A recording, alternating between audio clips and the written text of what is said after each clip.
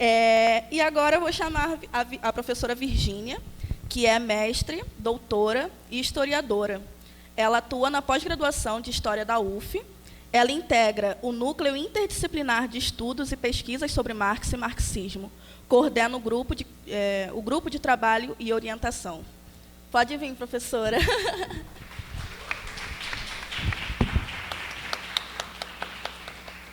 sou bem disciplinado.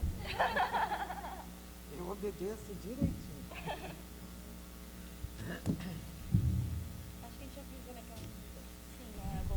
Gente, só uma questão prática mesmo.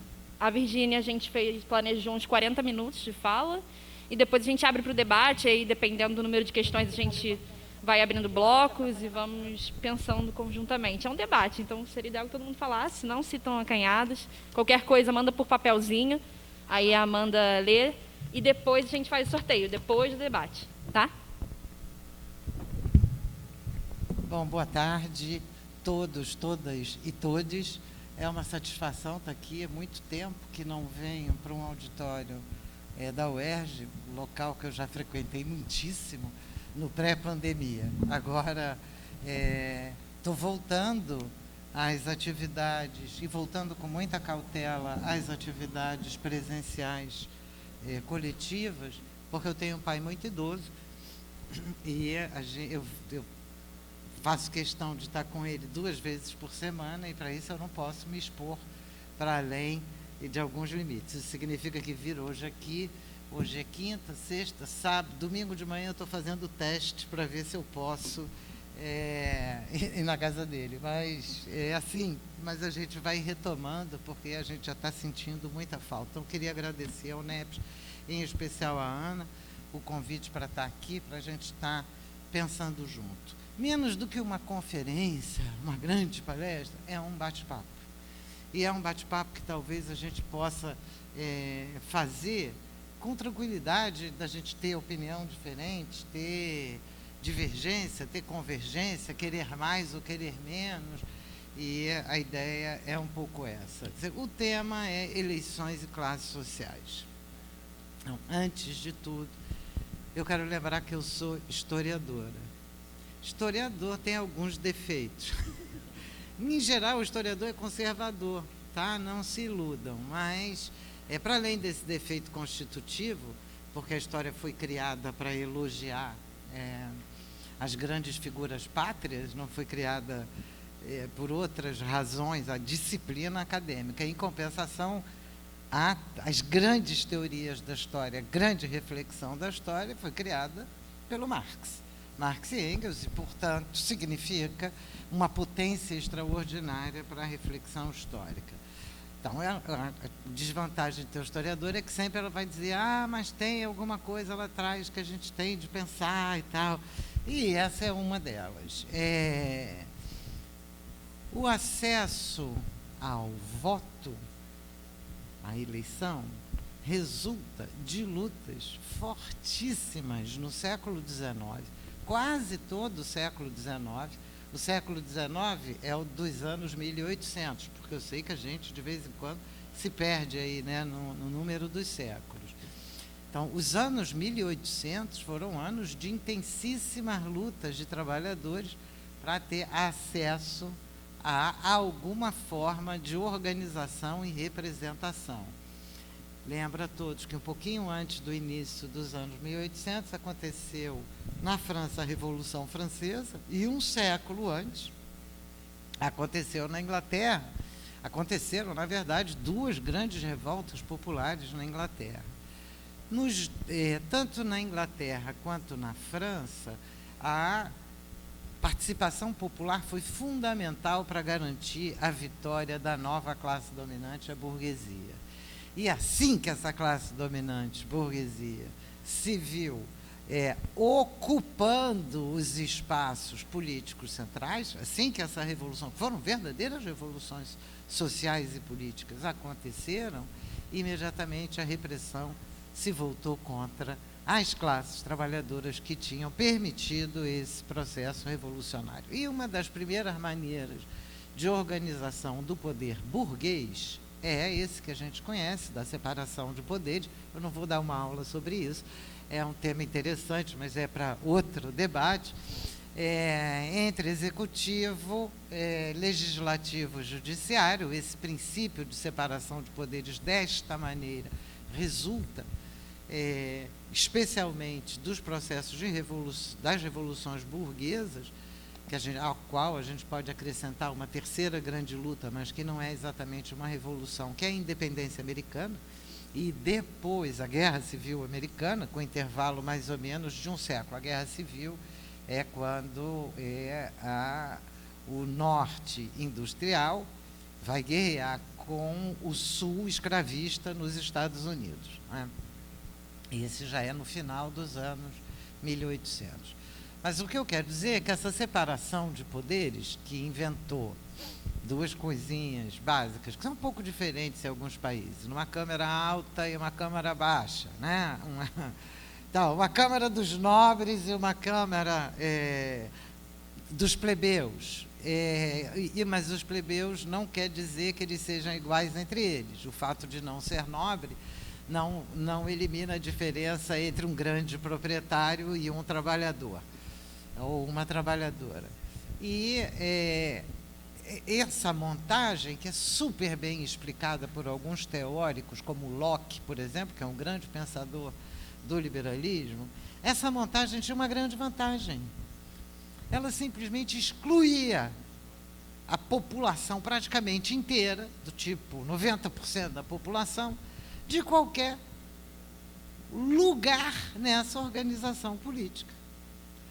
Porque vocês vão ouvir esse argumento sob outras formas, algum daqueles argumentos lá do início do século XIX continuam em vigor até hoje. Um deles é assim: uma pessoa que depende da outra não sabe votar e não deve votar, porque se ela depende da outra, a outra que vai dizer para ela em quem ela vai votar.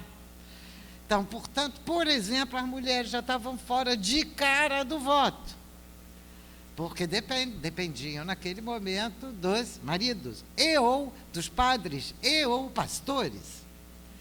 Segunda dependência, todo trabalhador doméstico não pode votar. Pode votar um trabalhador que não tem cabeça própria, pensa por cabeça dos outros, tira esses daí. Aqueles que recebem salário, será que esses poderiam votar? Lógico que não. Eles não garantem a vida deles. Quem garante a vida deles é o patrão. Eles são dependentes do patrão. Então, se eles são dependentes do patrão, não podem votar. Então, reparem que os argumentos da inépcia da classe trabalhadora, ou da incapacidade, incompetência da classe trabalhadora para votar, para fazer parte dos organismos burgueses, aquilo lá foi montado para garantir o poder da nova potência burguesa no conjunto da vida social. E já nasce separando isso. Então, na Inglaterra, nós vamos assistir de 1770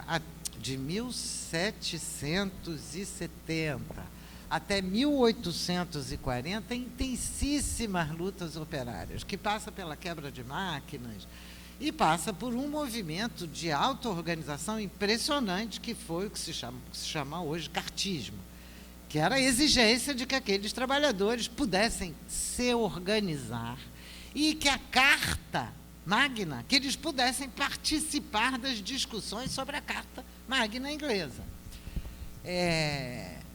Era proibido, portanto, a qualquer associação dos trabalhadores vista como infringindo as leis do mercado.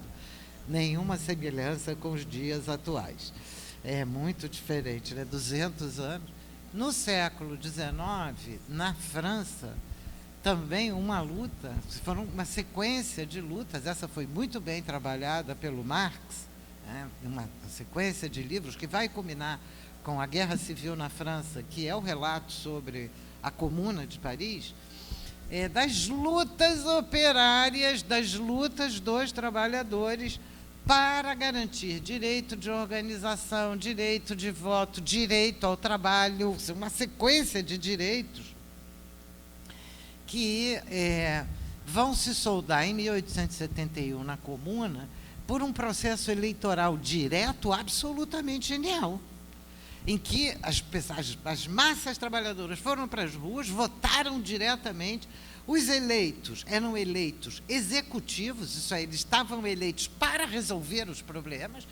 Eles não podiam ganhar mais do que o salário de um operário especializado, o eleito não poderia estar acima dos seus eleitores, ele precisava ganhar a mesma coisa e tinha de estar adscrito, podia ser demitido a qualquer momento pela mesma base que o elegeu. Sim, mas era isso se chama democracia. Essa Constituição da Comuna era alguma coisa de absolutamente formidável, não vou abrir todos os exemplos. Isto era o intolerável. Isto era o inadmissível. A Comuna não saiu para atacar o exército francês. Tampouco a Comuna saiu para atacar o exército alemão que cercava a Paris nesse momento. A história é um pouco complicada, só para não ficar muito confuso. A França, o então imperador francês Luís Bonaparte, que não tem nada a ver com Napoleão Bonaparte, salvo o nome, o Luís Bonaparte resolveu atacar a Alemanha num período de guerras que estava acontecendo da unificação alemã, para tirar uma casquinha da Alemanha. Em poucos meses ele foi completamente derrotado, o seu exército foi completamente capturado e o próprio Luís Bonaparte foi capturado pelos alemães. E os alemães, então, que estavam numa guerra defensiva, tinham sido atacados pelo Luís Bonaparte, iniciam uma guerra ofensiva contra a França e vão com as tropas para a França, mantendo os prisioneiros, os soldados, e negociando a troca do Luís Bonaparte. Nesse meio tempo, o povo de Paris e o povo francês decreta a república, isso é, tira o imperador, acaba com o império, decreta a república. E é esta república, cuja capital era Paris, que vai construir um formato político novo. Esta república, entretanto, se divide e uma parte, dirigida por um historiador, aliás, que se chama Thiers, ele vai ser o representante da nobreza decadente, das grandes burguesias, na cidade de Versalhes. Ele vai sair de Paris, vai para Versalhes, vai acantonar as tropas francesas em Versalhes contra a República, e nominalmente ele era um dos chefes da República. A República está dividida. Portanto, está dividida em classes. A classe dominante com as forças armadas em Versalhes. Versalhes, vocês já devem ter visto alguma coisa do que é Versalhes. Versalhes é uma cidade construída pelo Rei Sol, Luís XIV, a cidade inteira, mas já o palácio dele é maior do que muita cidade. Então, foi para lá que foram os tais republicanos, que deveriam estar junto com a população francesa para enfrentar os alemães, não é? Não, ele vai se associar aos alemães contra Paris. Então, é um pouquinho para a gente entender que a invenção da democracia não é uma invenção da divisão de poderes e muito menos das classes dominantes. A invenção da democracia é uma invenção de lutas ao longo do século, especialmente do século XIX, pelo direito a constituir formas associativas, pelo direito a conseguir voz e voto na vida política, pelo direito a que seu papel social seja reconhecido politicamente. Quando esse direito avança, as classes dominantes tremem. E quando elas tremem, em geral, o que elas fazem é massacre. A Comuna foi massacrada, as pessoas foram mortas na rua, nas casas. Foi um volume. Paris não era a Paris de hoje, é claro, isso foi um massacre. Isso para dizer que eleições importam. Elas são fruto da nossa luta. Mas eleições acontecem dentro de um quadro onde a violência está atrás desse processo eleitoral. E não está atrás simplesmente na urna ou na baioneta, está atrás no conjunto da vida social. O século XX, o século passado, foi um século em que muitas conquistas aconteceram no terreno eleitoral. Então, houve muito avanço no terreno eleitoral. O Brasil é um dos países mais retardatários nesse processo, porque só na Constituição de 88 é que foi permitido o voto dos analfabetos. A gente não pode esquecer disso, porque quem constrói esse país, quem construía e até hoje constrói, são tanto analfabetos como semi-analfabetos. São esses que constroem, que pregam as placas, que constroem, que fazem os prédios, que fazem os transportes, que dirigem os carros, em suma. E esses não podiam votar. Por quê? Eram incapazes. Eram considerados incapazes. Então, nós temos uma pequena experiência eleitoral de voto majoritário a partir agora há pouco tempo, dos 16 anos. Essa experiência vai tentar ser permanentemente rebaixada, mas, por outro lado, a gente precisa saber que essa experiência não esgota o conjunto das lutas. Sem o conjunto das lutas que sustentou o direito ao voto, esse direito ao voto rapidamente se esfarela e se esfarinha. Como? Eu vou dar 2 exemplos mais conhecidos para a gente pensar. O primeiro deles é que nós vivemos numa sociedade de classes. Uma sociedade de classes significa que um grupo de pessoas tem um montante de recursos que corresponde a tudo o que praticamente todos os outros têm. Então, no caso, eu não estou com as estatísticas aqui, eu até nem vim com uma palestra pronta, vim mesmo para a gente bater papo, alguma coisa como 5% da população brasileira detém riqueza, maior do que 60%, 70% do restante da população. Então, é alguma coisa, vocês imaginam o que é que isso pode significar. Então, eles têm dinheiro para comprar partidos, comprar parlamentares, tentar organizar a nossa vida, bombardear as nossas conquistas e dizer para a gente que a gente é mesmo incompetente e incapaz.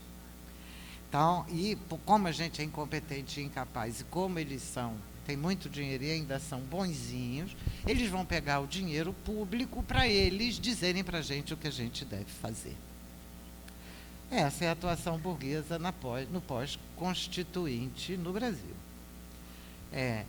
Arrebanhar recursos públicos, interferir em tudo aquilo que é conquista, e em especial conquista popular, não estou nem falando de Bolsonaro, vou chegar já no Bolsonaro. Tudo que é conquista popular, que estava mais ou menos inscrita na Constituição, mais ou menos, mas que dependia de luta, o que eles fizeram foi tentar desarticular, uma por uma, todas as nossas lutas. Não para apagá-las, porque eles já descobriram que não adianta só apagar as lutas pela violência, mas para formar lideranças nessas lutas, que sejam lideranças deles. Já ouviram falar de Tabata Amaral? Não preciso ir muito longe. E não tem nada contra a pessoa da Tabata Amaral.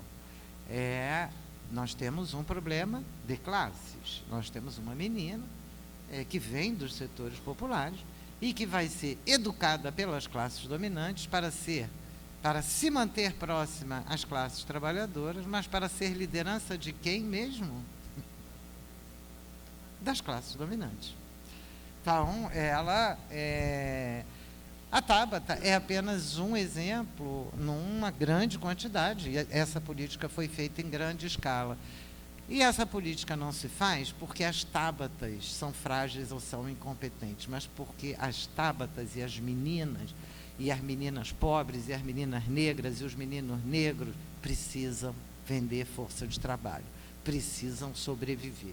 Isso se chama luta de classes e, portanto, nós temos de estar atentos que o problema da luta de classes não é de quem vende a sua força de trabalho. É claro que quando alguém chega representante da burguesia, já mudou de lado no desenho social. No caso da Tabata, o salto já está feito. Mas, na luta cotidiana, hoje, as grandes burguesias estão no cotidiano dessas lutas. E as lutas são legítimas.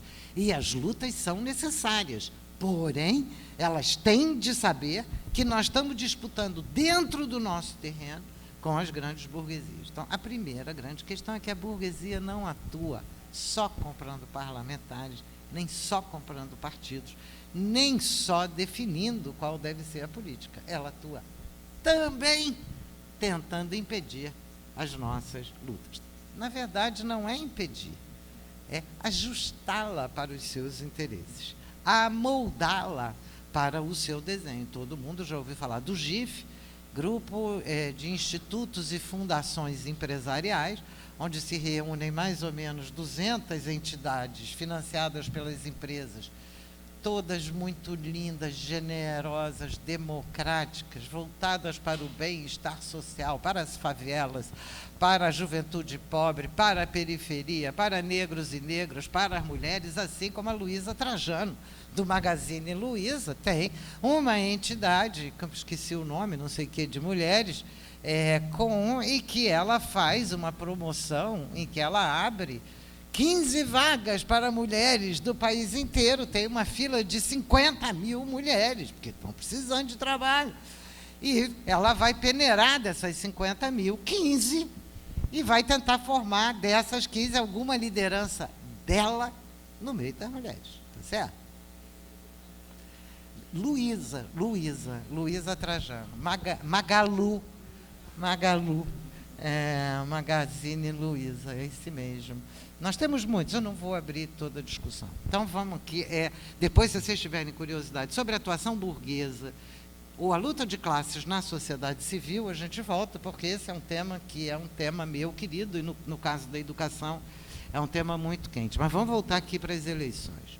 Então, o cenário das eleições, para que, e o cenário eleitoral pós-constituinte agora, para que ele ganhe densidade, para que ele, de fato, enfrente a ordem dominante e, portanto, consiga conquistas dos setores populares, porque só os setores populares fazem reivindicações democratizantes, de cunho universal, de cunho extenso, de cunho amplo.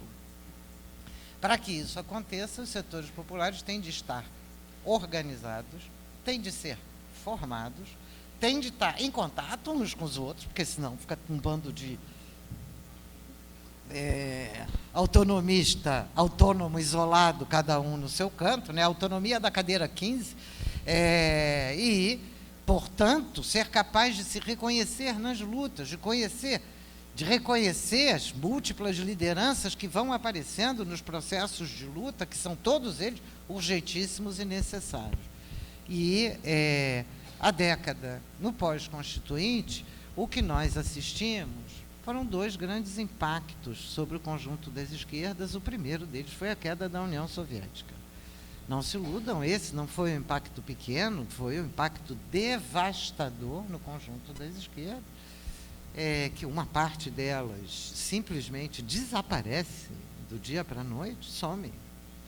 Mesmo na Europa, onde a gente tinha partidos históricos importantíssimos, como, por exemplo, o Partido Comunista Italiano, vai desaparecer, vai virar pó. E a trajetória vai ser uma trajetória ainda pior do que os nossos partidos aqui. E, de alguma maneira, a partir da década de 90, uma parcela da esquerda encontra essa parcela burguesa doida para educar essa esquerda, percebe? Vai ser um belo encontro. Vai dar gente muito bem situada economicamente, vai dar boas carreiras acadêmicas, vai dar carreira no Banco Mundial, vai dar carreira na ONU, vai dar carreira no FMI, vai dar carreira numa série de lugares interessantes e vidas interessantes para um punhadinho de pessoas que sai, em muitos casos, muitos não, em alguns casos, das classes trabalhadoras, na maioria dos casos, sai de classe média próxima das classes trabalhadoras, mas vai ser reeducado para uma nova posição, para aprender a usar os talheres na mesa, tá certo?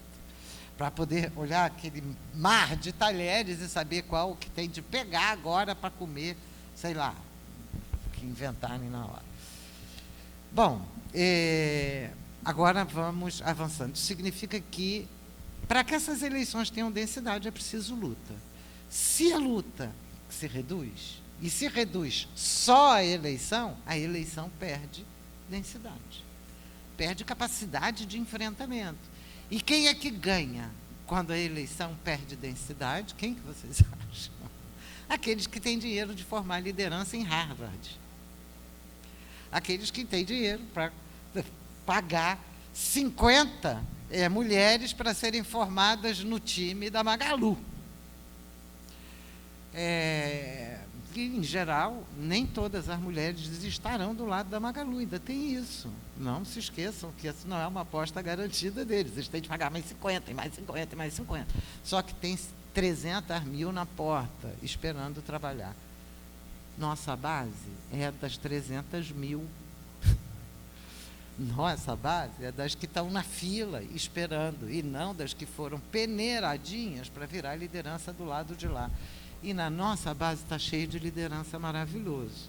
Então, a primeira grande questão das eleições é, sem luta, as eleições são esvaziadas da sua possibilidade máxima de tensionar a vida social e de impor exigências. Eleições, entretanto, não esgotam a política, assim como o parlamento não esgota a política. Esse é o segundo ponto. Vamos lá, o primeiro das eleições, agora o da política. Numa sociedade de classes, vocês acham mesmo que é só o partido que está tomando conta para fazer uma sondagem de 4 em 4 anos e ver se está tudo bem? Mesmo que tenha golpe de Estado, como a gente viu aqui, vocês acham que é só lá de cima que estão tomando conta? Vocês acham que a Fiesp ou a FEBRABAN passa a vida assinando manifesto pela democracia, igual agora? Quer dizer, o manifesto não é pela democracia, hein? É pela necessidade do pleito eleitoral e pela lisura das urnas eletrônicas. Mas fecha parênteses. Vocês acham que isso é atividade da Fiesp, o resto ela fica contando os seus dinheiros lá? Vocês viram os lucros dos bancos em 2021? Mais de 90 bilhões de reais, uma curva subindo assim. Em 2021, ano da pandemia, do empobrecimento máximo que a gente viveu e continua vivendo. Muito bem. Lógico, eu não estou falando só da FEBRABAN, nem só da Fiesp, eu estou falando das entidades associativas de cunho sindical e empresarial que vão muito bem, obrigado, que têm acesso ao Planalto, têm acesso ao Parlamento, têm acesso ao Judiciário, não é? Agora, nossos sindicatos não têm. Nossos sindicatos são penalizados. Eles podem. Então, sindicato empresarial pode. Sindicato de trabalhador, não. Dá para notar por onde que a coisa vai? As entidades associativas de defesa dos interesses das classes dominantes seguem funcionando muito bem, obrigado, sem nenhum problema. Enquanto as nossas foram devastadas com o apoio delas.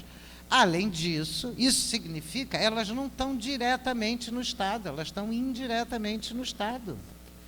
Eu posso dar exemplos mais próximos, se vocês quiserem, depois, quando a gente pensa no agronegócio, tem coisas ainda mais inquietantes, mas, para não fazer suspense, o agronegócio está reunido numa grande entidade chamada ABAG, Associação Brasileira do Agronegócio. E, além disso, essa associação tem um perfil que não é exatamente sindical, ela é uma entidade sem fins lucrativos. Quem é que está associado na ABAG? Vocês acham que é só proprietário de terra? Vocês são tão ingênuos. Quem mais que está lá na ABAG? Está proprietário de terra, proprietário de cooperativa, das grandes cooperativas empresariais que estão lá para falsificar a luta das cooperativas populares. Estão lá a Rede Globo, estão lá os bancos, estão lá a Cargill, as empresas de trator, estão lá os transgênicos todos, Monsanto, Dreyfus, Luiz Dreyfus e outros, todo mundo ali na ABAG. Vocês acham que a ABAG é um negócio do agro? A ABAG é um negócio do agrocapital. Mas não é só a ABAG. Eu peguei a ABAG, porque ela é conhecida, mas, além disso, eles têm a Confederação Nacional da Agricultura, a CNA. E, dentro da ABAG, tem grupos, subgrupos organizados, muito bem organizados, um deles, inclusive, dentro da USP, Universidade de São Paulo, que faz uma universidade para o agro, que se chama Pensa. Lindo, né? Essa universidade para o agro pesquisa o tempo todo o que interessa ao capital no agro, não é o que interessa para a alimentação da população, não é o que interessa para a vida cotidiana, nem para a limpeza dos rios, nem para a defesa da Amazônia, muito menos para as periferias. Esse negócio de periferia, se sobrar alguma carcaça, a gente leva lá de filantropia. No Natal, de preferência. Então, reparem, a atuação burguesa no conjunto da vida social é diária e constante, para além da formulação, especialmente partidária, para além da representação partidária. O Pensa, assim como a ABAG, está diretamente ligada à bancada do boi.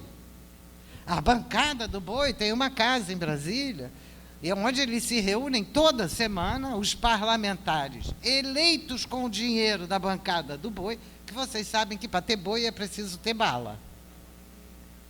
Então, a bancada do boi não é muito distante da bancada da bala, mas são duas bancadas diferentes, né? A bala, boi e a Bíblia, que a gente conhece. Eles se reúnem toda semana com peritos, altos estudiosos das questões nacionais e internacionais do agro, para decidir qual será o voto no parlamento e para decidir como será o voto no parlamento. Bom, muito bem. Isso aí acontece conectando, né, a associação empresarial com o legislativo. Mas uma vez que a associação empresarial controla o legislativo, aí a sua bancada, o legislativo responde a quem mesmo? A eles. E esses são pagos. Por isso, eles precisam receber, diferente da comuna, eles precisam receber como burguesia. Eles precisam, seus salários têm de ser iguais aos das burguesias. Depois a gente entra na discussão, querem saber sobre salário de parlamentar, a gente entra no debate numa boa. Mas, porque aí tem todos esses têm lutas muito interessantes. Mas o que eu quero dizer é que, quando a gente entra num processo eleitoral, a gente não está entrando na luta naquela hora. A luta já está em curso dia a dia ao longo do tempo.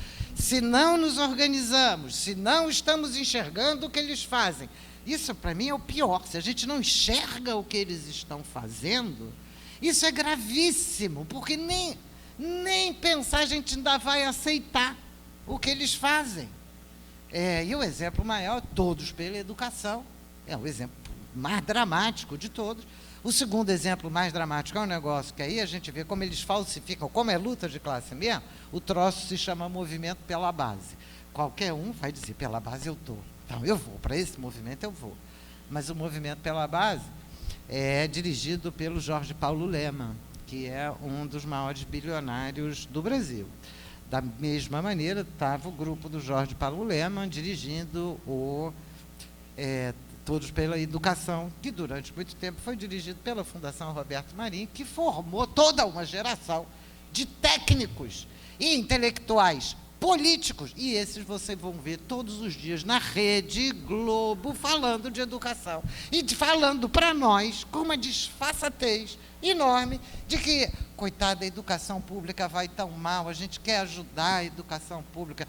Se vocês entrarem no site deles, o tanto que eles já ajudaram, esse negócio já devia estar pronto. Mas quanto mais eles ajudam, mais piora. É claro. Bom, então, vamos voltar aqui para as eleições. Isso são eleições mais ou menos normais. Agora vamos para as eleições anormais, como essa que a gente está vivendo agora. Eu vou ter 5 minutos mais ou menos para falar. Já passei do tempo direto. Não sei, isso é o que falta? Ah, tá ótimo. 11 minutos dá para fazer.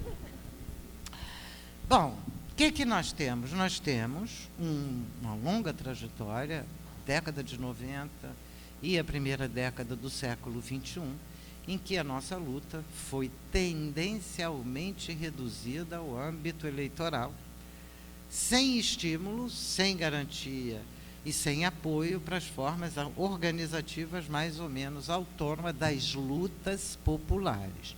É claro que esse período todo não é idêntico, os governos do PT foram menos truculentos e tiveram algumas compensações para os setores populares, mas da mesma maneira não tiveram nenhuma atuação no sentido de impulsionar, apoiar e assegurar que as lutas que emergiam pudessem avançar. Ao contrário, usou das mesmas ferramentas dos seus companheiros anteriores de governo para reprimir essas lutas. Então, teve melhoras. Não podemos falsificar o processo histórico e a gente não está discutindo uma questão de vingança. Nós estamos pensando processos. Então, esse processo década de 90, década de 2000 e década de 2010 são períodos em que a convocação às eleições eram convocações mornas. Mesmo quando elas foram mais intensas, que foi especialmente o segundo mandato da Dilma, em que ali houve uma intensificação da exasperação eleitoral, mas não da organização do conjunto da vida social. Mesmo quando isso aconteceu, e a Dilma foi reeleita, no dia seguinte ela mudou o programa dela para o programa do adversário. Que essas coisas não são para que a gente se vingue, são para que a gente evite que elas se repitam. Bom, a Dilma, então os governos do PT foram inegavelmente muito mais amigáveis com as lutas das classes trabalhadoras. Amigáveis não quer dizer que eles fossem copartícipes ou que estivessem estimulando a auto-organização, mas foram amigáveis. Ministério da Cultura, Ministério da Mulher, a questão das cotas, que é uma questão fundamental, que começa até antes, mas que vai avançar, e a gente tem uma série de conquistas. Reparem, no direito, mas não avanço organizativo.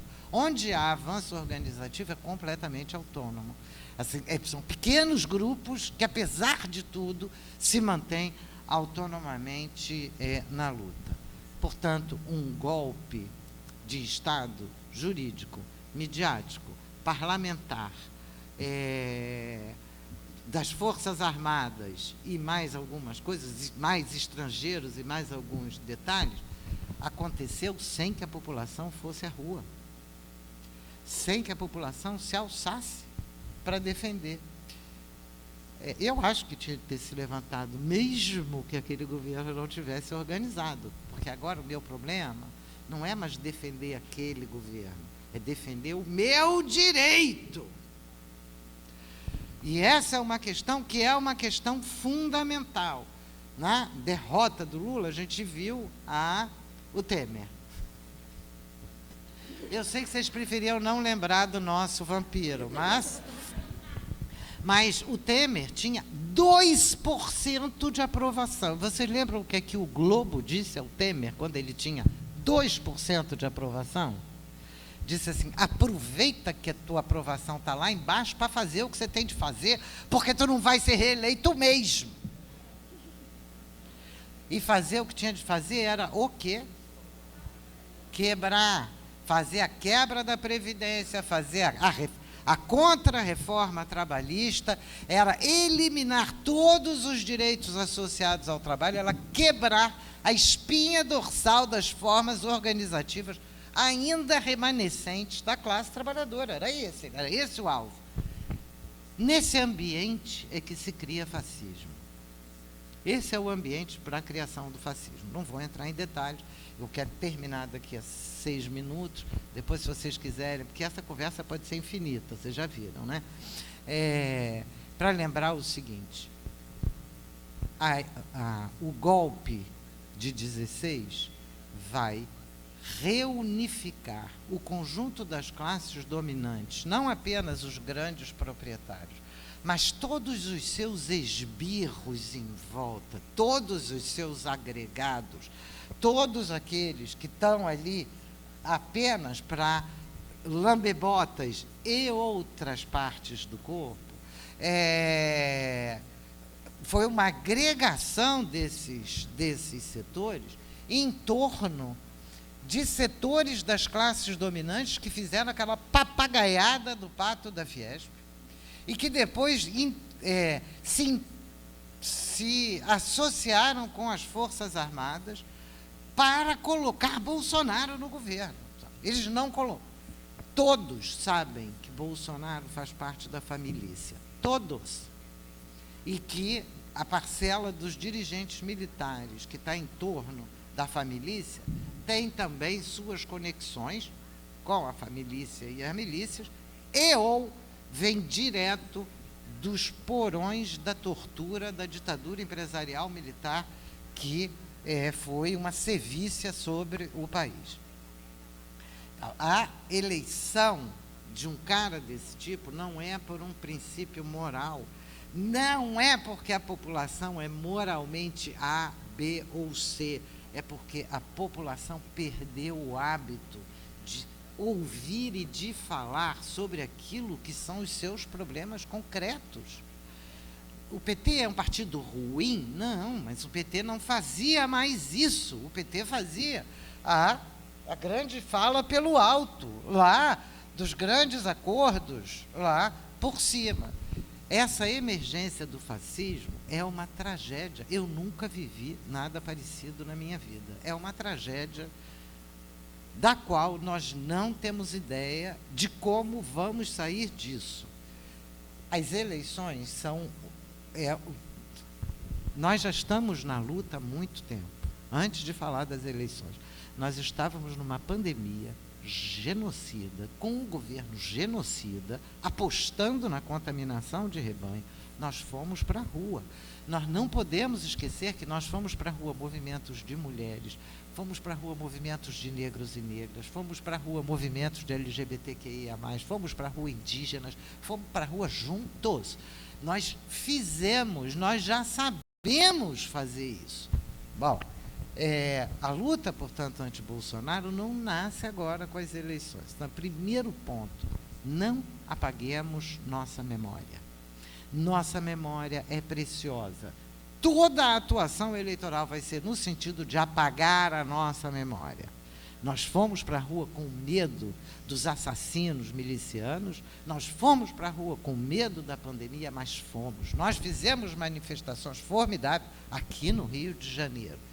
Se estão esvaziando as nossas manifestações, não podem esvaziar a nossa memória da importância daquele processo.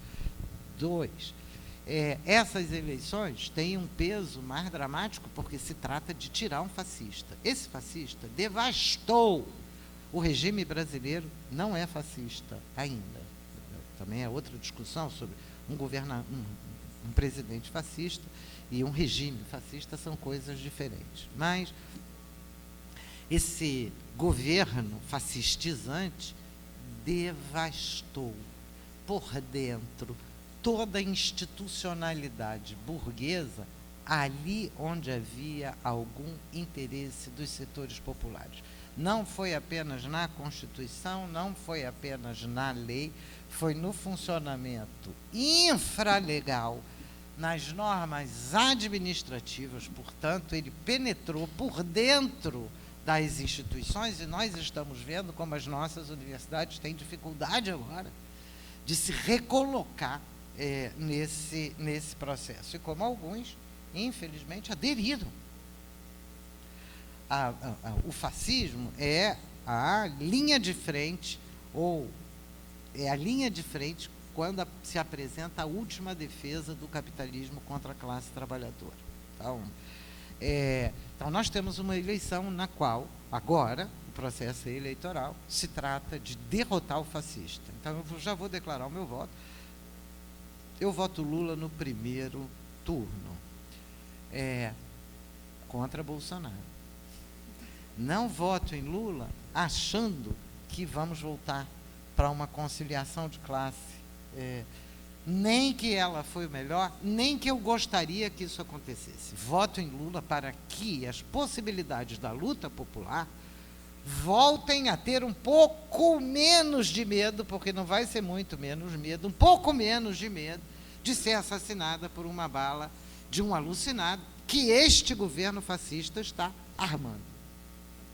Então, portanto, o enfrentamento eleitoral é, a meu juízo, importante, mas não basta vencer nessas eleições. É preciso que seja em primeiro ou em segundo turno, é preciso garantir que o seu resultado seja aceito. Nós não sabemos o que vai acontecer daqui para lá. A única coisa que nós sabemos é que esse grupo fascista não tem escrúpulo, não tem limite, não tem nenhum problema em trucidar a população. Isso a gente tem as provas. Então, a gente tem de garantir que tudo seja encaminhável entre a vitória, que eu aposto, a vitória do Lula na eleição e o momento da posse, que a posse ocorra, que seja possível estabelecer um governo, porque até aí, e nada disso será feito por procedimentos institucionais. Daqui para frente, já escutei, daqui para frente é nossa luta. Não vai ser a luta dos que estão arrumando por cima. Arrumar por cima pode ser pode até ser importante no enfrentamento ao fascismo, mas não é suficiente e corre o risco de nos desarmar. Não vamos deixar que isso aconteça de novo. É isso, gente. Obrigado.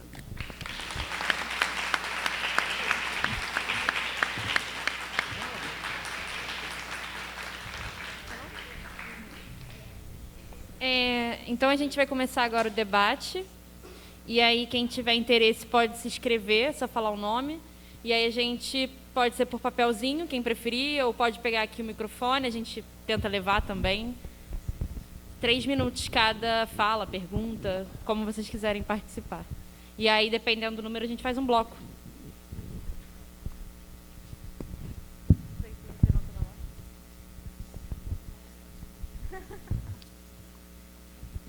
Ousadia, vamos embora.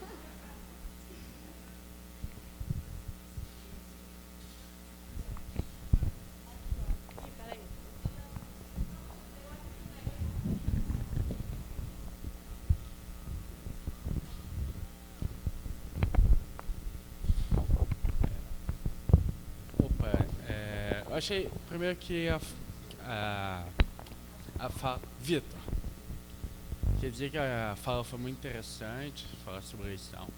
Que, assim, muita gente fala que a gente vive um momento Rosa Luxemburgo, de rebelião pelo mundo, Occupy, Primavera Árabe, junho de 2013, mais recentemente o estallido no Chile e a Black Lives Matter nos Estados Unidos.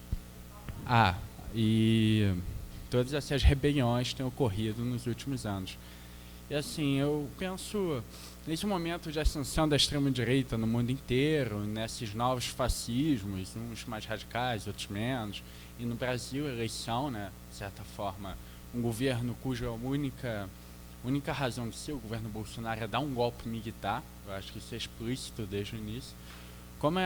Eu fico pensando, como os grandes filósofos que lutaram contra os autoritarismos do passado, como, por exemplo, a própria Rosa Luxemburgo, podem nos ensinar nesse momento que a democracia representativa é esgotada e você vê a possibilidade de outras formas de democracia no espaço público, né? Democracia socialista e, quem sabe, uma nova forma de ação política. A senhora falou da Comuna, que fundou uma forma de democracia de conselhos. Então, como isso pode nos ensinar nesse momento a reimaginar a política para além do Estado-nação, do parlamento, do patriarcado e do capital?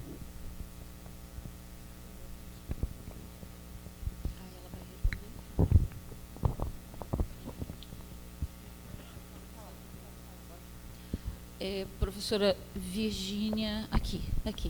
Professora Virgínia Fontes, a senhora não sabe o prazer que a senhora está me dando hoje, porque quando eu saí de Petrópolis hoje, às 2h da tarde, eu vim para cá para dar uma aula sobre História da Filosofia Moderna 3, em que a gente está lendo David Hume.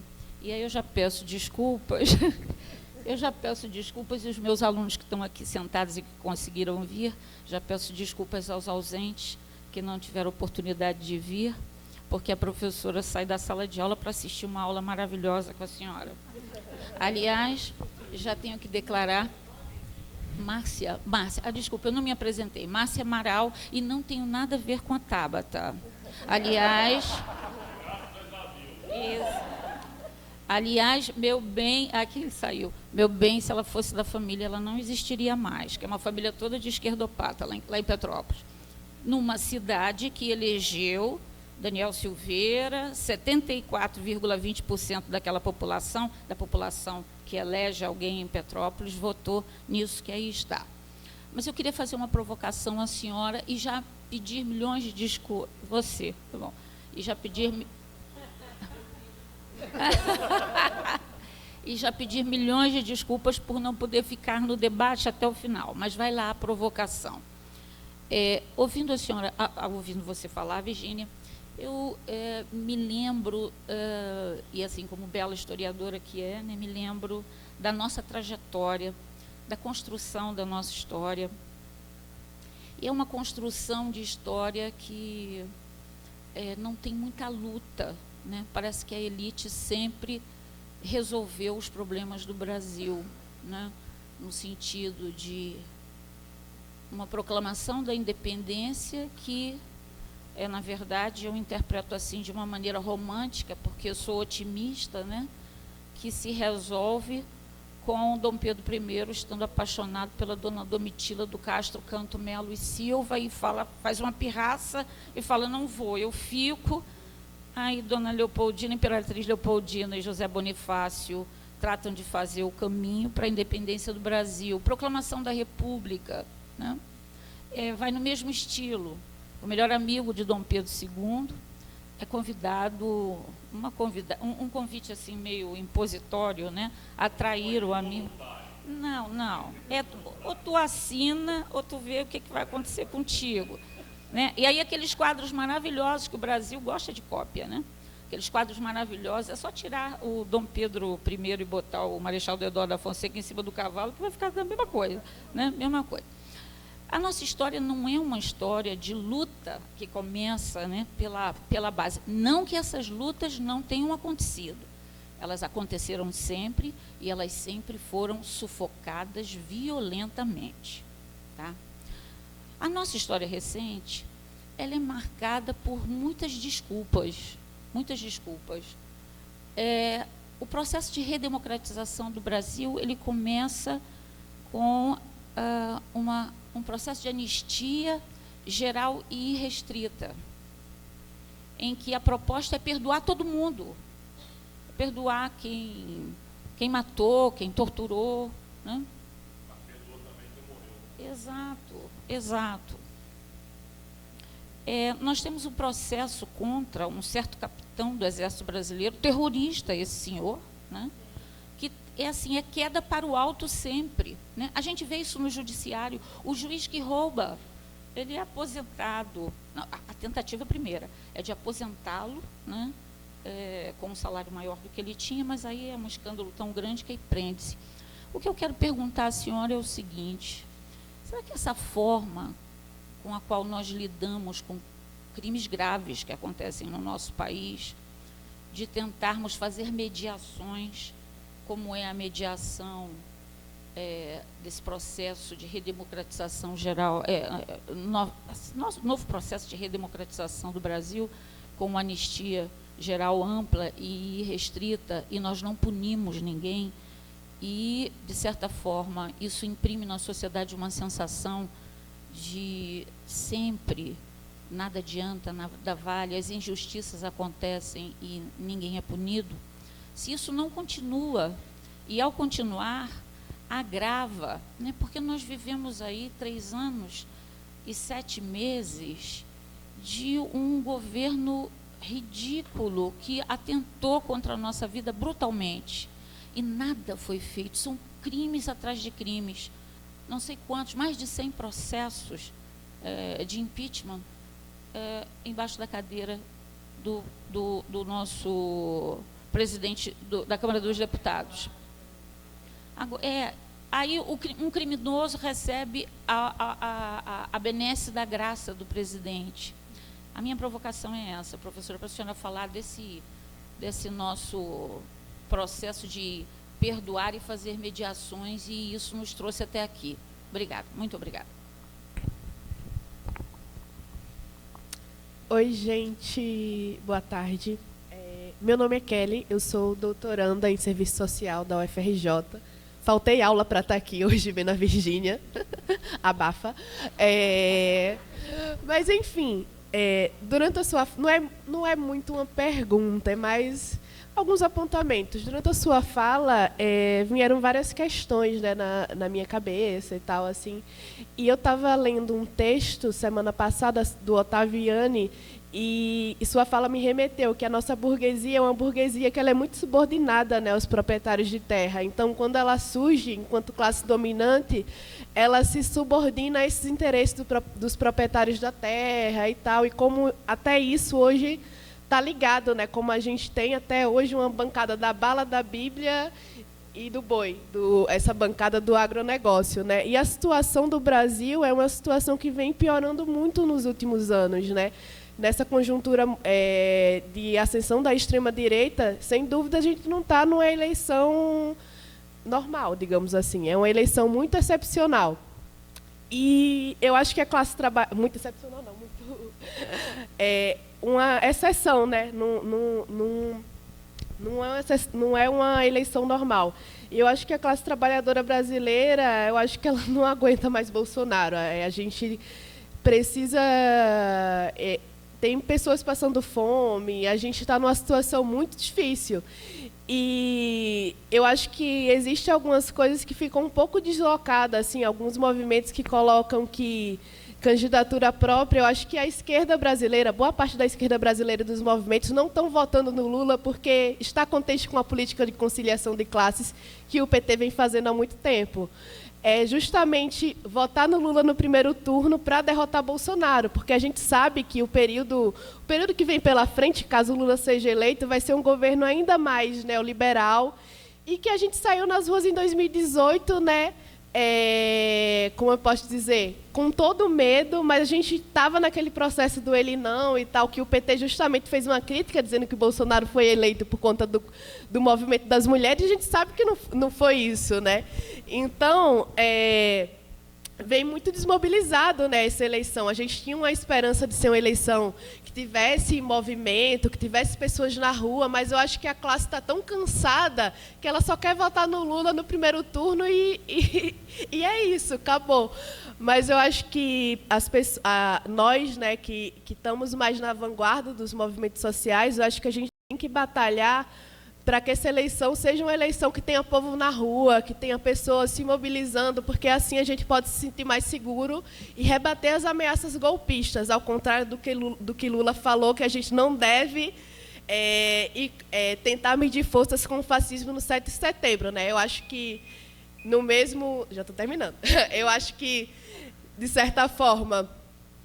eu acho que se tivesse uma mobilização de todas as forças, né, uma mobilização unificada da esquerda no 7 de setembro, eu acho que seria muito bom, porque daria uma moralização à nossa classe, né, que está muito... Não foi uma eleição fácil a de 2018, a gente foi derrotado. Então, eu fico muito reflexiva em relação a isso, a todas essas narrativas que estão sendo criadas, a desmobilização que o PT vem fazendo, né, apostando muito na saída eleitoral, que foi isso, né? Em 2021, a gente saiu às ruas para tentar derrotar Bolsonaro e foi uma tentativa fracassada porque as direções, né, da classe apostaram tudo para as eleições esse ano. Então, é mais uma reflexão mesmo que eu venho trazer aqui. Obrigada.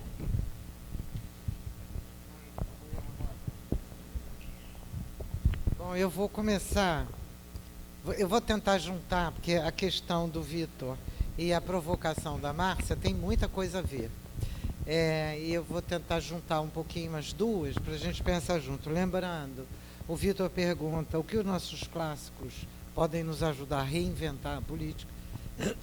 E a Márcia diz em que medida podemos sair desse jogo de mediações que são devastadoras para as grandes massas da população brasileira. Bom, em primeiro lugar, assim, para mim, a grande questão, a questão central é o enfrentamento ao capital e ao capitalismo. Eu não tenho dúvida de que se a gente não pensa, não sabe o que é o capitalismo, se abandona a reflexão sobre o que é o capitalismo e a crítica sobre o que é o capitalismo, a gente fica sem bússola. É como se a gente estivesse num mundo que funciona andando para o lado e para uma determinada direção e que a gente achasse que pode andar como uma biruta para qualquer lado. Então, portanto, a primeira condição ela é fundamental, é a crítica da economia política, que é a crítica do capital. Essa é a primeira grande contribuição, para mim ela é central, eu acho que para a maioria é difícil? Mas não é tão difícil não, porque a crítica da economia política incide sobre o nosso cotidiano de existência e não sobre aquelas coisas que a gente pensa lá longe. Então, portanto, os nossos clássicos nos ajudam a mostrar que o processo histórico é luta de classes, ainda que os partidos que se dizem revolucionários não enxerguem, ainda que os próprios movimentos que estão levando as lutas não percebam. O processo histórico é o processo das tensões criadas pelo aprofundamento das contradições da sociabilidade capitalista. E a única maneira de ir adiante é superando essa sociabilidade capitalista. Então, esse é o segundo ponto. O primeiro é a crítica da economia política, o segundo é a luta de classes, e chegamos na Rosa Luxemburgo, que eu acho que tem...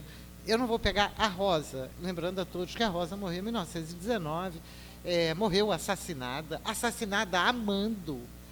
A situação da Rosa é muito importante para a gente lembrar os nossos tempos. O assassino da Rosa era um policial, mas o mandante, ou pelo menos aquele que fechou os olhos para esse assassinato, era um dirigente da social-democracia alemã. Então, é algo que não pode ser apagado, porque no seu afã de obedecer à ordem, essa falsa, isso que a Márcia chamou de mediação, que o termo não é exatamente mediação, é acomodação, é reformismo clássico, pode ser extremamente perigoso para os militantes que estão na luta. Então, fazendo esse parênteses aí para a Rosa, é bom lembrar que a Rosa tem uma preocupação muito grande, com relação à democracia, mas não com relação à democracia institucional, a qual muitos a reduzem, mas a essa democracia que emerge na comuna. Essa democracia que emerge na comuna tem um nome, chama ditadura do proletariado. Porém, a Rosa vai dizer o seguinte: é o elemento democrático da ditadura do proletariado que é urgente, necessário e crucial para o proletariado. E ela tem toda a razão, mas isso já está no Marx, isso já está no Lenin, isso não está no Stalin.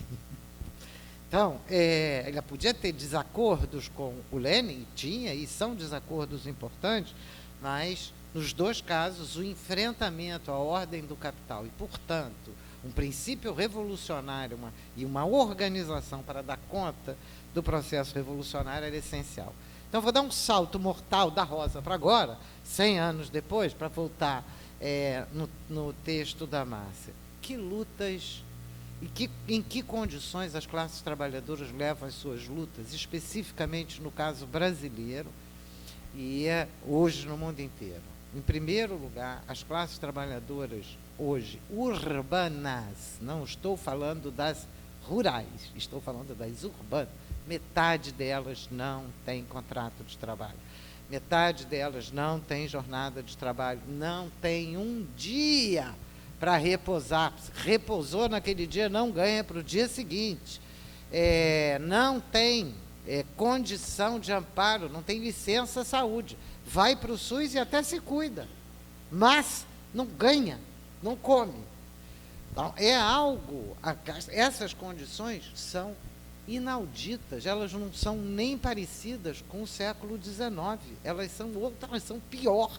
Ricardo Antunes tem feito uma sequência de trabalhos sobre a questão do proletariado que é super importante. Resolve tudo não, mas vai abrindo a nossa cabeça para a gente se dar conta que nós estamos diante de um proletariado muito maior, mas muito maior do que no século XIX ou no século XX, um proletariado muito desigual, porque o proletariado com direitos e sem direitos, eles são colocados uns contra os outros. E os sem direitos vão denunciar os privilégios dos que têm direitos. Com toda razão. E as mulheres negras vão denunciar mulheres brancas porque ocupam o lugar. Com toda razão. E os periféricos vão falar dos bairros onde tem esgoto como privilegiado. Com toda razão. Ora, como é que a gente... Bom, então, a solução é a gente se matar entre a gente? Se todas essas lutas fazem sentido, isso significa que nós temos que enfrentar quem nos coloca uns contra os outros. E para enfrentar isso, nós temos de enfrentar as razões imediatas da possibilidade desse enfrentamento uns contra os outros. O racismo é uma tragédia humana, permanente. O machismo, o sexismo e o patriarcalismo, outra. É uma tragédia. E a cada vez que você sujeita uma parcela da população mais do que outra, você está criando quase que a semente de novas formas de sujeição de classe. Engels, a origem da família, da propriedade privada e do Estado, ainda que ele não tenha tratado do racismo ali, ainda que muita coisa ali esteja incompleta, porque tem quase 200 anos o livro. Não, tem 150. Então, um dos elementos dessa mediação é o descompromisso de setores médios brasileiros, que é um descompromisso real com a luta diária da massa da população brasileira. Então, esse é um negócio que nós vamos ter de enfrentar. Então, não basta a gente estar nos escritórios, a gente tem de estar lá onde a luta é preciso. Nós temos assassinatos diários nas favelas. Diários, o último foram acho que 24 pessoas, ou 25 na última contagem, no Alemão. Tem uma semana, não tem nem uma semana. E no dia seguinte a gente vai trabalhar normalmente.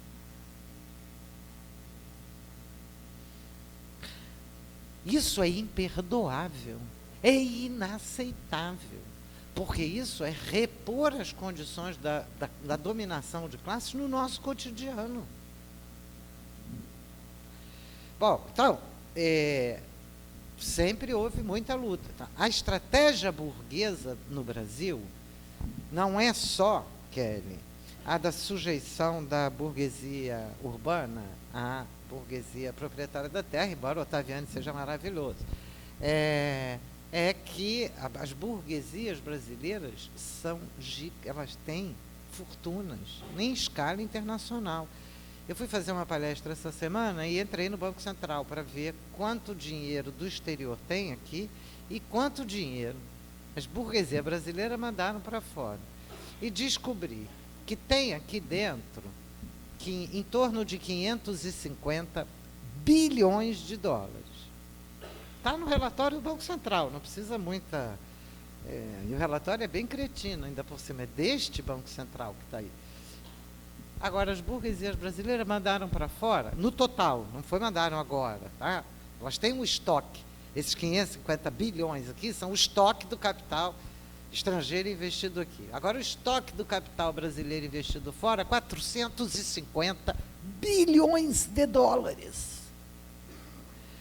Isso é maior do que a soma total das reservas brasileiras no exterior, que somam mais ou menos 356 bilhões de dólares.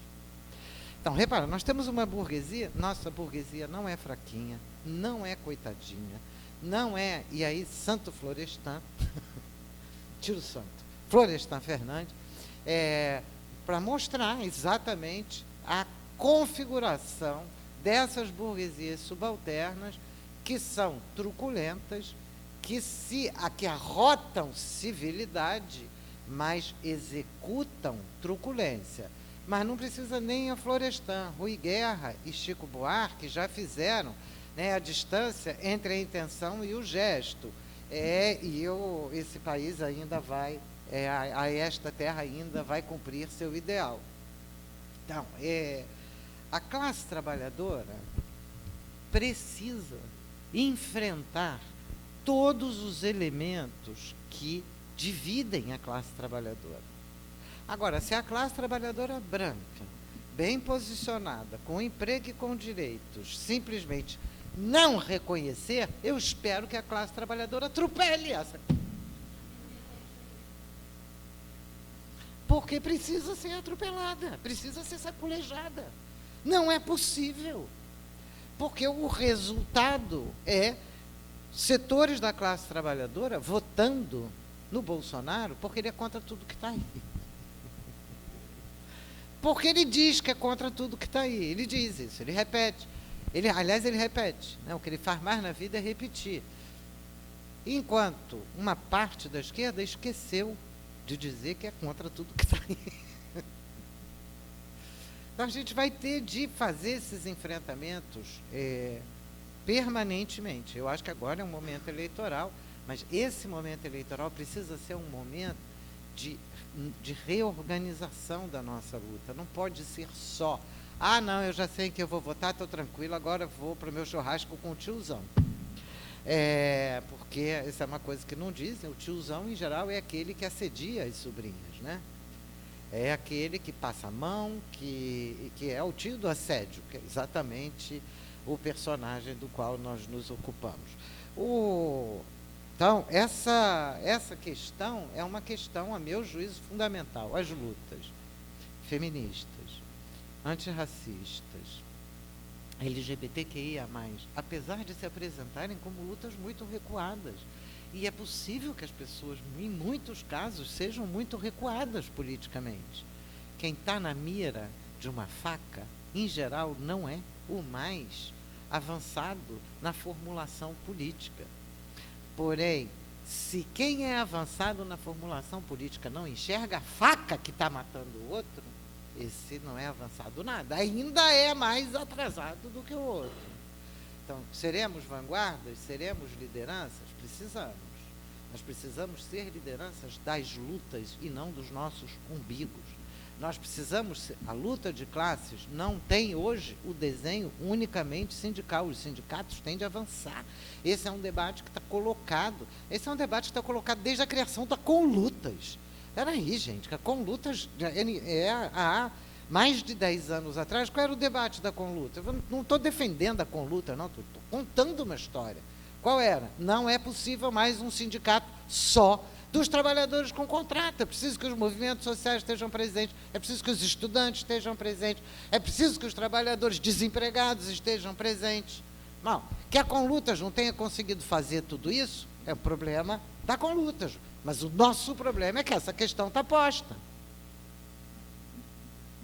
Então, é um pouco nessa direção. Eu acho que a classe trabalhadora, a massa trabalhadora, é muito difícil hoje a gente saber, a gente está sob censura muito pesada. Censura da mídia, a mídia dominante é uma censura só, e a gente atravessou e ainda não saiu de quase 3 anos de pandemia, onde a própria circulação fica mais complexa. Mas o processo está aí. As lutas estão aí, nós vivenciamos essa luta. Gente, não deixem as suas memórias desaparecerem. Vamos ser torpedeados para esquecermos das lutas que fizemos, das mobilizações que fizemos em 19, você falou de 18, movimento estudantil, mas eu estou tentando lembrar de 19, 20, 21 e 20 no horror daquela pandemia.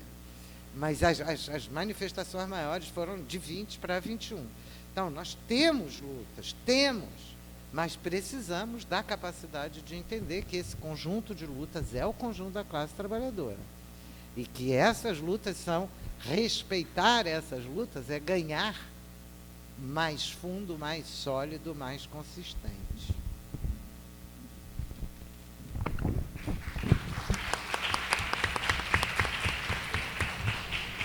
Bom, agora a gente tem um colocamento escrito que eu vou ler e depois a gente tem a inscrição da Carolina.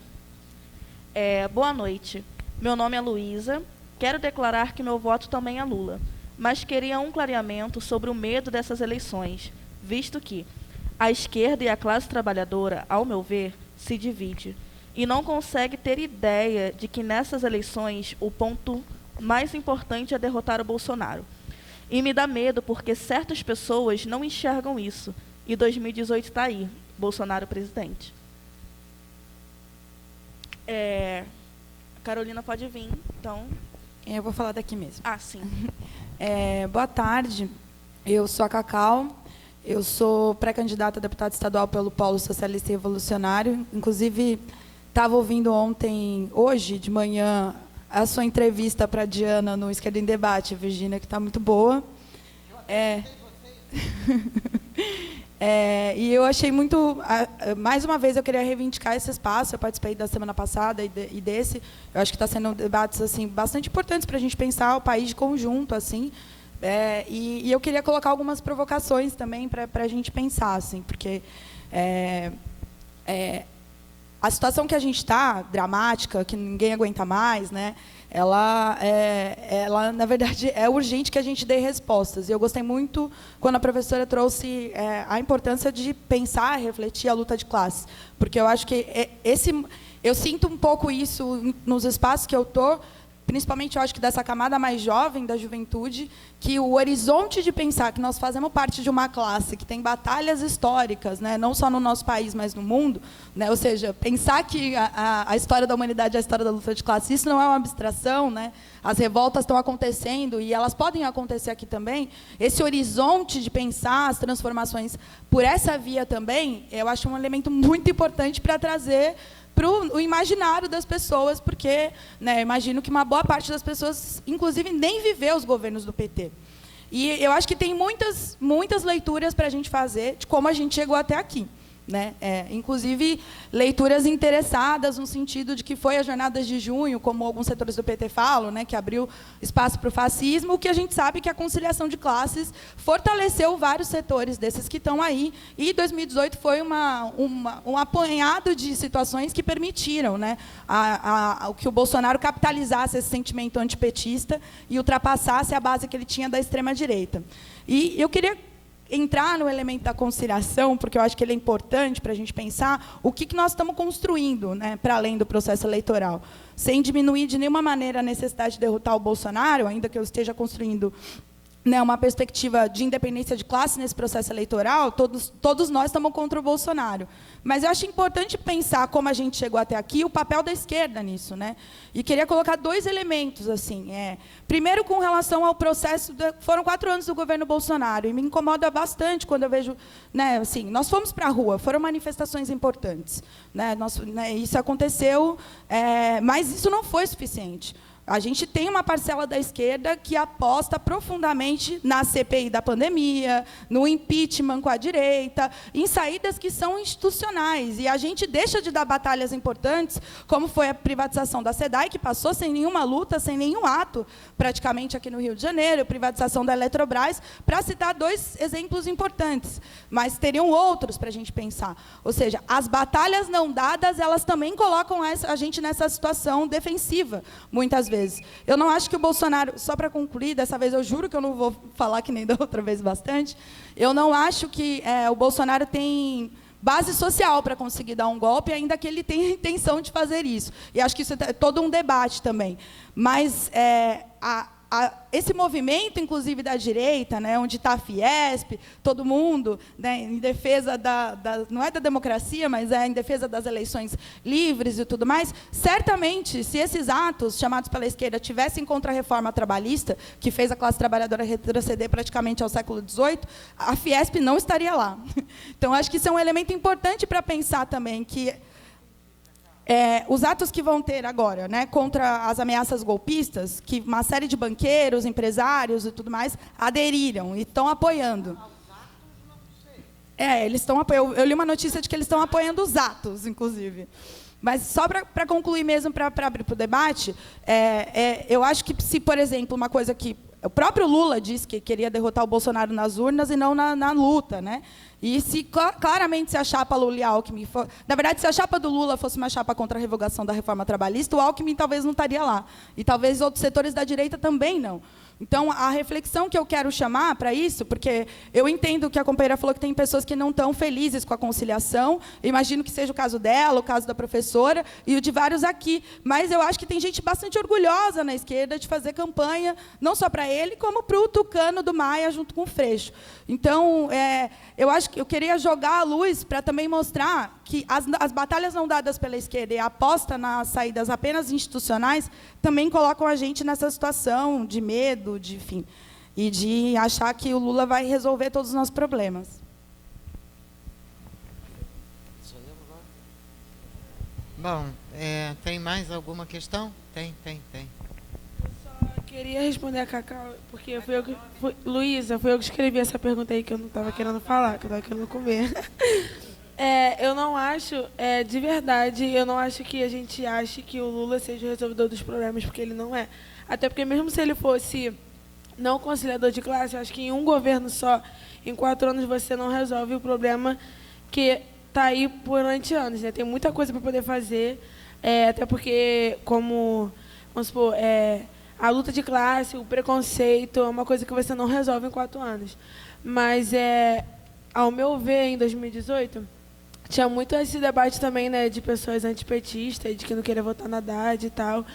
E aí a gente teve o que a gente tem agora, né, esse fascista, eu não gosto de falar o nome, na nossa presidência.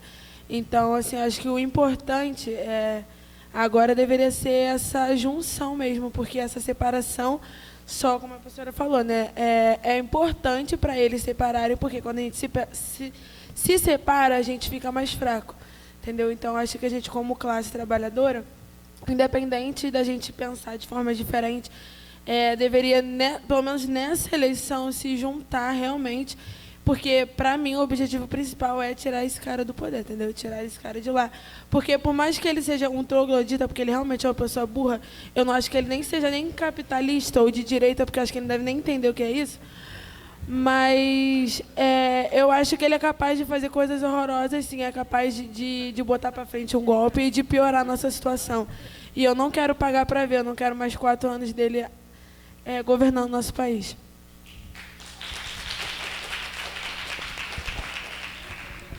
Mais uma pessoa. Tudo bem, são 3.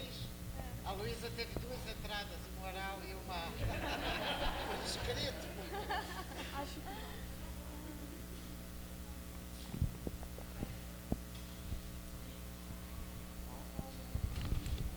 Olá, boa noite. Gostaria de agradecer pelo evento, estou muito feliz. Estava esperando... Júlia, eu sou aluna de História aqui da UERJ, também matei aula para vir nessa aula aqui, porque eu acho necessário a gente estar disputando esse espaço, né, da universidade, e quando tem uma oportunidade dessa, a gente tem que realmente estar debatendo.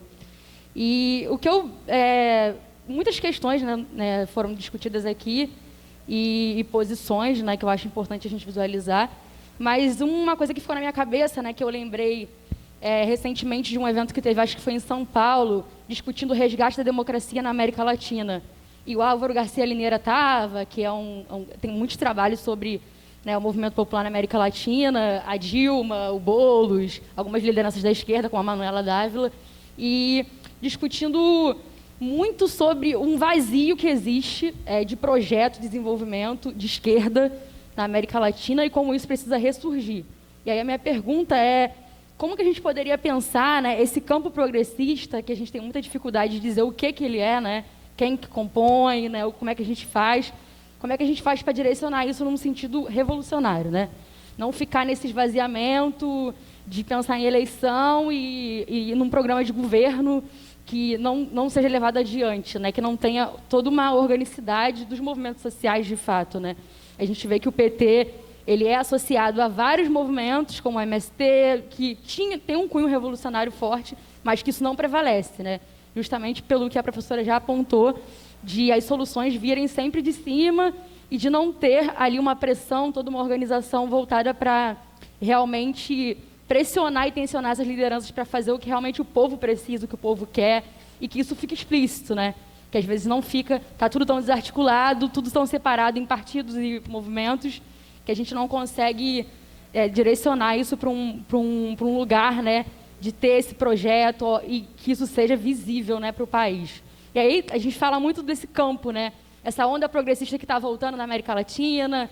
Tem o caso da Bolívia, por exemplo, recente, que também sofreu um golpe, conseguiram se rearticular e voltar ao poder, né, e a própria questão do populismo, né, na América Latina. Se você puder trazer um comentário que, né, traga à luz, né, desses processos mais concomitantes aqui na América Latina, pensando no Brasil, né, e o próprio projeto que o PT aponta e algumas falhas. Acho que ficou muito amplo, mas... Agora sou eu. Bom, olha só. Eu vou começar pela Júlia, que é a última, que a questão está fresquinha. Júlia, se eu tivesse essa resposta, assim, já estava com meio caminho andado, né? Como direcionar os progressistas para um comportamento revolucionário? Eu não sei. Eu confesso que não sei. Eu acho que e eu acho que o conjunto das questões tem a ver com uma angústia enorme nossa da unidade. De como é que a gente constrói essa unidade. Bom, eu nesse momento estou menos preocupada, eu vou responder por mim, não falo em nome de nenhuma organização, falo no meu nome.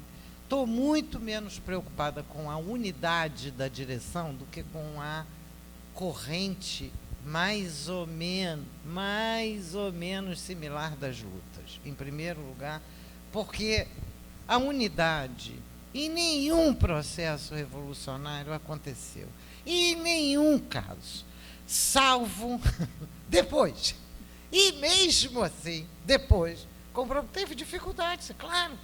Um processo de luta é um processo de aprendizado, é um processo no curso do processo, não é uma coisa assim, fulano passou a vida inteira estudando para fazer a revolução, foi lá, fez a revolução e continuou. Não é isso. É uma irrupção de massas, é uma irrupção de vontades, é uma irrupção de problemas, é uma irrupção de grandes questões. Quem assistiu agora, recentemente, às lutas no Chile, do estagido no Chile, é a evidência disso. São muitas lutas, e que não são fáceis de coordenar, não são fáceis. Então, portanto, o capital, a dinâmica social, a sociabilidade do capital é voltada para politicamente fragmentar a classe trabalhadora. Dividir a classe trabalhadora é óbvio, divide a classe trabalhadora, unifica os dominantes. Então, a nossa luta é paz na senzala, guerra aos senhores.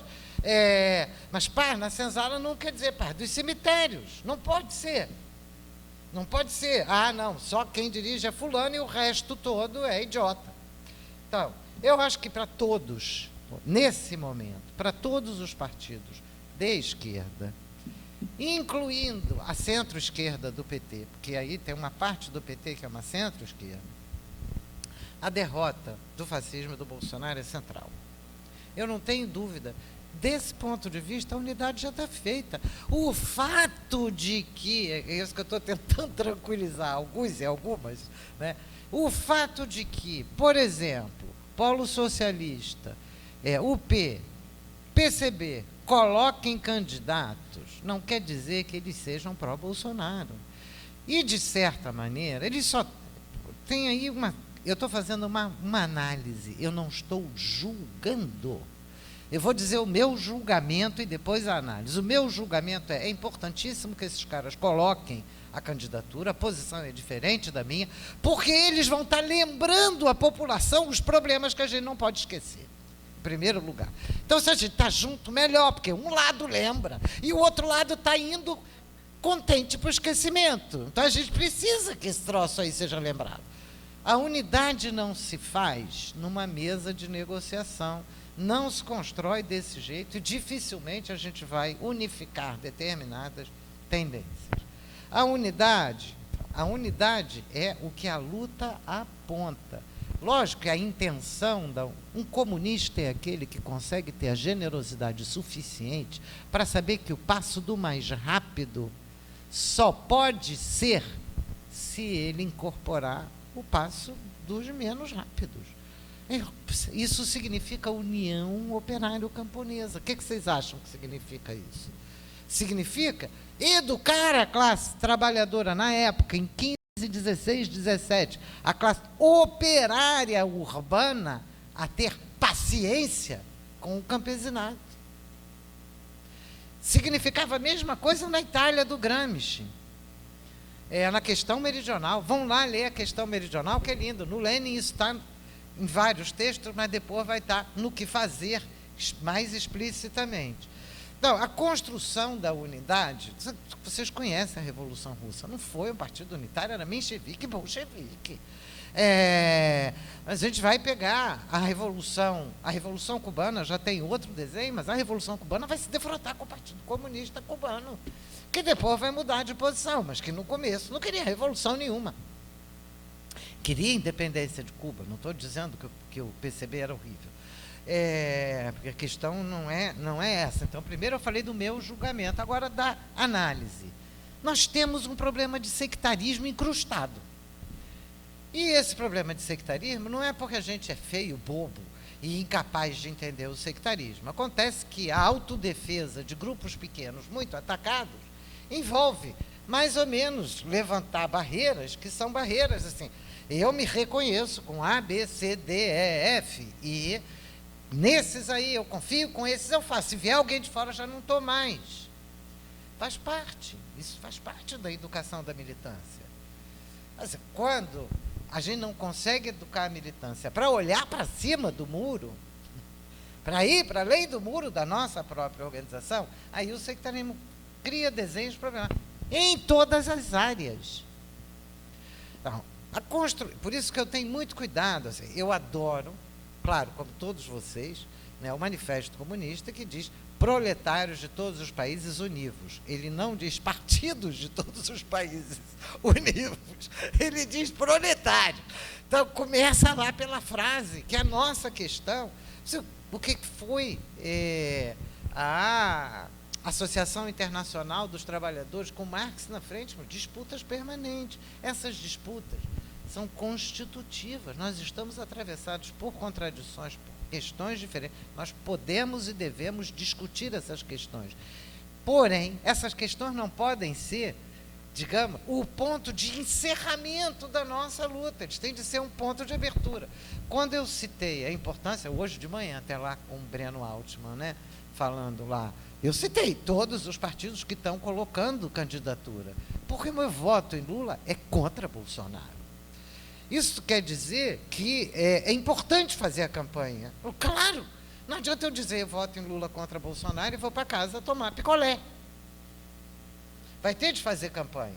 Mas se eu puder fazer campanha para duas coisas, eu faço. Não terá sido a primeira vez. Nós temos iniciativas muito importantes. Agora, só queria fazer um ajuste. Carolina Cacau. As lutas contra a SEDAI foram intensíssimas. Esses crápulas massacraram a gente nessas lutas. Esse ano. Pois é, exatamente. Você exaure e coopta. A UERJ foi reformada com dinheiro da privatização da SEDAI.